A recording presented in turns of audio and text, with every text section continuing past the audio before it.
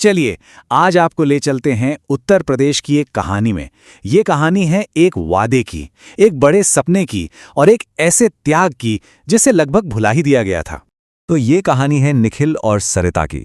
और जानते हैं, इनकी कहानी की शुरुआत ही उस मोड़ पर होती है जहां कई प्रेम कहानियां अक्सर दम तोड़ देती हैं। जरा सोचिए, चारों तरफ धूल, धुआं और तपती धूप में काम करते मजदूर, और तभी एक सरकारी गाड़ी वहां आकर रुकती है। सबकी नजरें बस उसी गाड़ी पर टिक जाती हैं। गाड़ी से जो साहब उतरते हैं वो हैं निखिल, अब एक बड़े सरकारी अफसर। और उसकी आंखें भीड़ में एक चेहरे पर अटक जाती हैं। ये सरिता है, वही सरिता जिसे वो 4 साल पहले एक वादा देकर छोड़ गया था। हवा जैसे थम सी जाती है। सालों का फासला, अनकही बातें, सब कुछ उन दोनों के बीच आके खड़ा हो जाता है। निखिल के मुंह से बस 2 ही शब्द निकलते हैं। लेकिन इस एक पल को समझने के लिए हमें जरा वक्त में पीछे जाना होगा। चलिए 4 साल पीछे चलते हैं, बड़ेपुर गांव की उन्हीं गलियों में जहां दोनों के पास एक दूसरे के सिवा और कुछ नहीं था। बड़ेपुर गांव में निखिल और सरिता की दुनिया भले ही गरीबी में थी, लेकिन उनके सपने बहुत बड़े थे। निखिल दिन भर पत्थर तोड़ता और रात में दिए की लौ में भविष्य के सपने बुनता था। और सरिता उन सपनों को पूरा होते देखना चाहती थी। अब देखिए, सपना पूरा करने का रास्ता तो शहर से ही जाता था, पर उस रास्ते के बीच में एक बहुत बड़ी दीवार थी, पैसे की कमी। निखिल को लगा कि शायद उसका सपना ही रह जाएगा। और बस तभी सरिता ने वो किया जिसकी किसी ने उम्मीद नहीं की थी। उसने अपनी पाई जोड़कर रखी सारी जमा पूंजी निखिल के हाथ पर रख दी, सिर्फ एक भरोसे पर कि वो एक दिन जरूर लौटेगा। सरिता के उसी त्याग ने निखिल के सपनों को पंख दिए।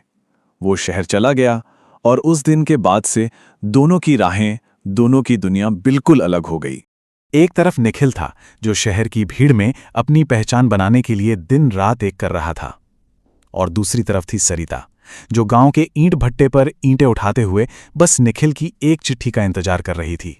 जानते हैं, पहले साल तो चिट्ठियां आती जाती रहीं, फिर धीरे धीरे हफ्तों का फासला महीनों में बदल गया।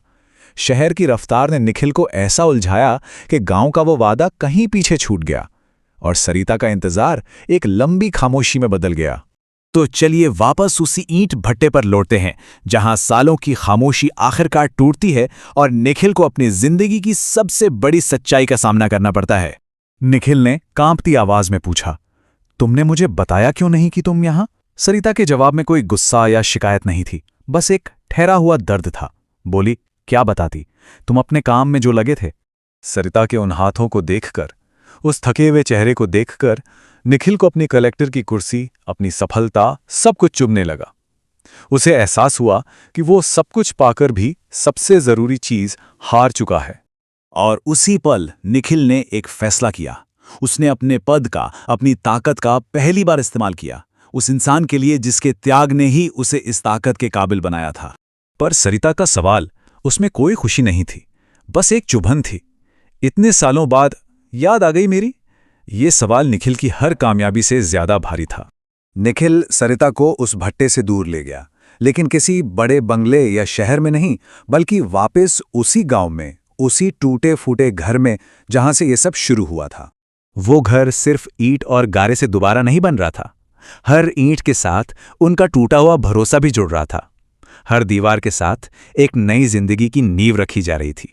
उसी घर की शांति में निखिल ने आखिरकार वो बात कही जो शायद उसे बहुत पहले कह देनी चाहिए थी, कि उसकी दुनिया में सब कुछ था, बस वो इंसान नहीं था जिसके बिना ये दुनिया अधूरी थी।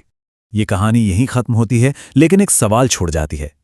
क्या कामयाबी का सफर हमें इतना अंधा कर सकता है कि हम उन्हीं लोगों को पीछे छोड़ दें जिन्होंने हमें चलना सिखाया था? इस पर सोचिएगा जरूर।